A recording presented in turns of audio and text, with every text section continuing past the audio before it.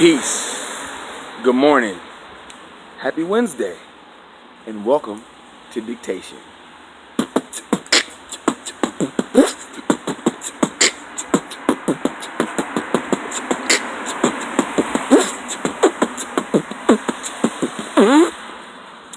I just dropped off my children and had a nice conversation with one of the child care facilitators. And it started out, they were talking about, I guess, some famous gospel singer and her husband, or soon-to-be ex-husband. You know, she is currently pregnant with her eight months pregnant with her 8th child by her husband. And her husband wants to leave her because he says she's too emotional. Now, granted, I'm down with the MGTOW, but at the same time, dude, why didn't was she not emotional on pregnancy number 7, 6, 5, 4, 3, 2, or 1? I don't know. You know, I mean, not to judge anybody, because I think that's a well, let me phrase that. I judge. I keep a gavel in my backpack, but that's not the point. It's, on one hand, I see how she would think, or a woman would think, that he was wrong. However, does that mean that she's not emotional? Because we know that when women get pregnant, women get pregnant. We know that when women get pregnant, their hormone levels increase to help to produce the things that are needed to sustain the life inside their body. So yeah, I dig that. You know what I'm saying? But it's like, you know, we gotta look at all the evidence. You know what I'm saying? And this is just a conversation that I was just having, because I don't know who these people are. Even though they're famous, I'm not a gospel music aficionado. You know, but you know, it's just funny because it's like, dude, gospel music, I'm thinking church, I'm thinking Jesus. You know what I'm saying? I'm thinking that you kind of supposed to, you know, not know some things, but, you know, there's a certain order of things that you're supposed to do. And it seems like, you know, when you do them out of order, you should kind of expect bad things. It's like if you put your shoes on before your socks. You know, your socks are going to get dirty because they're on the outside, and your shoes are going to stink because there's going to be nothing between your foot and the shoe to absorb the sweat that accumulates on your foot throughout the day. So by doing things out of order, you mess up something that didn't have to be messed up. So put your socks on before your shoes. But, you know, and then she used an example about her situation and, you know, being with her baby's father, who, you know what I'm saying, has been with her for a number of years, and he doesn't want to be with her anymore. She admitted that she wants to be with him still, and I commend that because it's not easy. And then I went ahead and discussed a little bit about my first situation, because she asked me, well, did it hurt? And I'm like, hell yeah, it hurt. You know, because women don't understand what men give up to be with one woman. You see what I'm saying? And because of that, all they see is what they give up, you know, and what they sacrifice. And I'm not saying that they don't give up anything. I'm not saying that they don't sacrifice. I'm just saying that we give up things and we sacrifice as well. And until what we give up and sacrifice is looked at on an even keel with what they give up and sacrifice, the double standard will continue to exist. And even after, so, you know what I'm saying? So, you know, it is what it is. But, you know, in order to properly raise the future of human beings, the children, I think that it's incumbent on the adults to make sure that all the decisions have been thoroughly thought out before you go ahead and start initiating things that will change the lives of your children forever. Because granted, it's going to change your life, but you've already had 20-something years, depending on how old you are. to learn this, to learn that, to decide that this is what's best for you or you like this. You know, I don't think it's good to marry somebody and then all of a sudden change.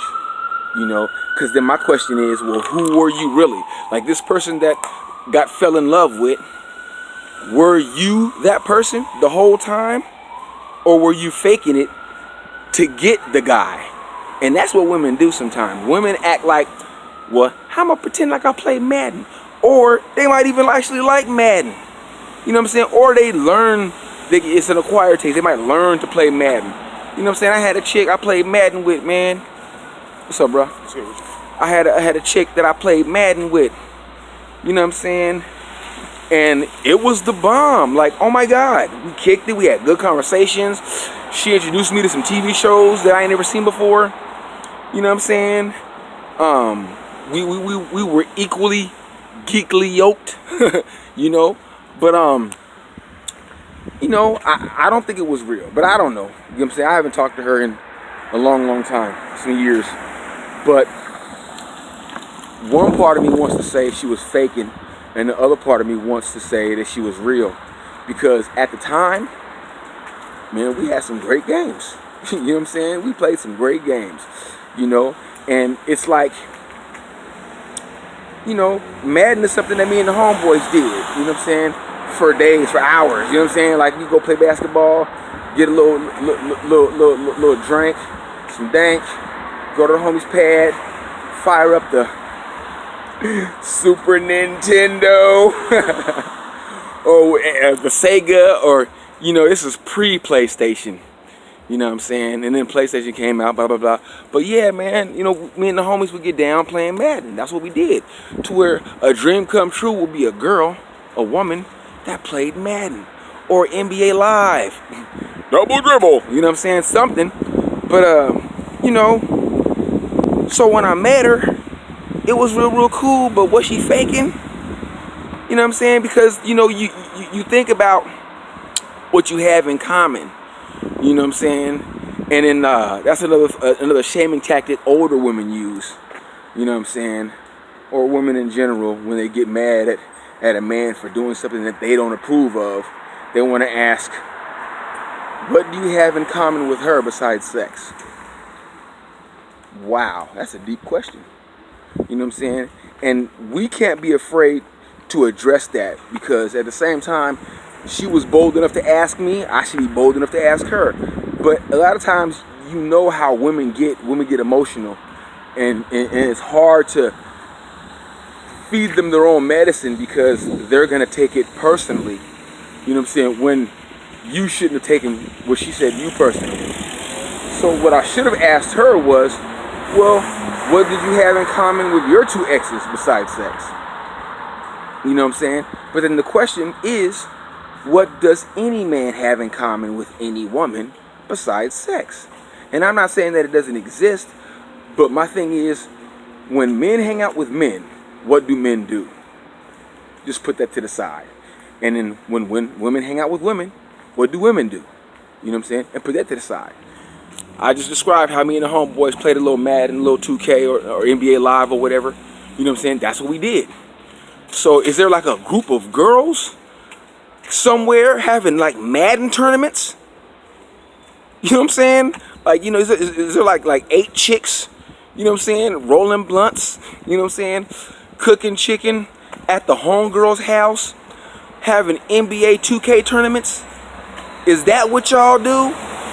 Because until that's the case, I think having something in common has nothing to do with a relationship. Straight up. You see what I'm saying? Because women don't say, you know, this is what I do. You know what I'm saying? This is what I like. I think a lot of them don't know what they do. They don't know what they like. You know what I'm saying? But that's just my experience. And of course, there's going to be some woman that's going to say, well, that's the women that you pick. Shaming tactic. Because that makes it my fault for picking those women. But at the same time, how do I know that those women are those kind of women when I see them? You know? Like, you know, then there's the idea of the ugly woman. Where it's like, she's beautiful. Okay, this is not the ugly woman, but a woman is beautiful. And so you get with her, and then the relationship goes awry. And then you're talking to a female friend who says, well, that's what you get for picking a pretty one. And I'm like, well, why would I pick an ugly one? And people act like, you know, a personality is something you can wear on a t-shirt. You know what I'm saying? Like, how do I know that this pretty girl has an awesome personality as opposed to this ugly girl? See what I'm saying? See, the first thing is attraction. You know what I'm saying? I'm going to go to the pretty girl because the pretty girl, whoa, she's pretty. You know what I'm saying? I hope she has a personality. You know what I'm saying? But, you know, nobody says, well, some guys do. You know what? I'm going to try that ugly girl. I'm going to date that ugly girl. You know what I'm saying? And see if she has a personality. The problem is that I don't think a lot of women have a personality. See what I'm saying? Whether they're pretty or they're ugly. They just use it as an excuse. The ugly girls use it as an excuse to make dudes, to shame dudes from dating pretty women into dating ugly women. You know what I'm saying? Because think about it. If all women were beautiful, personality would be the only thing we'd have to differentiate between them. But women aren't going to go get in shape so that we can actively look at their personalities. See what I'm saying? Because that would be like fixing the problem. And that's something that we know that women don't do. Fix problems. You know what I'm saying? If that's the case, you'd see a whole bunch of women having boats in Houston, driving boats, carrying people. You know what I'm saying? You know, having jet skis, taking old ladies up out they flooded living rooms. But you don't. You have men doing that because men are the problem solvers. That's why I'm doing this video channel. And that's why whenever there's a problem, you know what I'm saying, and I can address it, I try to look at the obvious and the not so obvious. I look at what's presented and then what's not presented, to where, back to the initial story, is she really being emotional? Because that's his complaint. She's being too emotional. You know what I'm saying? And then you have to look at what she's actually doing that he constitutes as emotional or too emotional. You know? But a lot of the women are looking at he's wrong because all women are emotional. Okay, well, you know what? Men can't take that. You know what I'm saying? Maybe men can't take that. And then I got to sit there and not side with the women, but just look at the fact that, well, dude, did you not have an uncle in a relationship? Did you not see your mother and you know, bearing your siblings? You know, did you not have any examples of emotional pregnant women that would let you know that that's how they are when they're in that condition? It's not just the one you have. You see what I'm saying? They're all like that when they're pregnant. You know what I'm saying? They're going through some shit. You know? And not that we're not. You see what I'm saying? Because depending on how well she takes care of herself when she's not pregnant, that may determine how her pregnancy goes, to where you might not be able to tap it like you used to. You might not be, you know what I'm saying? You know, because she might be throwing up, and, you know, the cologne that attracted her to you might repel her. You know what I'm saying? While she's busy, while she's pregnant. And that happens. You know what I'm saying? Well, my first wife, man, she liked this cologne I wore, man. But then when she was pregnant, she didn't like it. To where I stopped wearing it because, you know, we had 3 children together. And she kept being pregnant. So I might as well stop buying this cologne. But anyway, you know, I have no idea about these married people, whether they're going to stay married or not. But it was an interesting conversation, and I enjoyed being able to talk to a woman, actually. You know, not like I don't, but, you know, I never talked to her before about anything like that. So it was kind of enlightening. And she did say that I did, you know, spark, you know, her brain and let her see it a little bit from a man's perspective. And that's all we can do. You know, that's really all we can do. We're not going to change each other's perspective, but at least we can come to an understanding so we can see why the other side makes the decisions that they do. You know what I'm saying? You know, and so men, what men have to do is, even though your problem might be embarrassing, you might be unique in your situation or think so, the best bet is to articulate what you're feeling and what you're going through, because if you don't,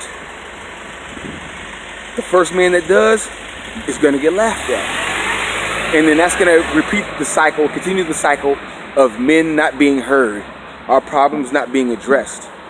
And then you have, like, you know, women laughing at the MRA, you know.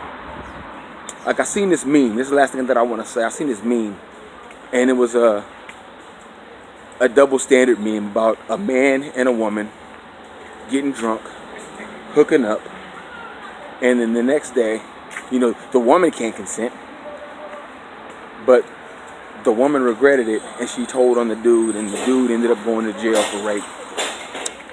But they were both drinking. So why, if they're both drinking, she can't consent and he can? So this seems like a futile attempt to say that men are smarter than women, or men are more mentally capable than women. And that might be the case, but they won't admit that in any other circumstance except for when it comes to rape. Because if they were both driving a car, 2 different cars, and she was drunk and she ran somebody over, it wouldn't be his fault,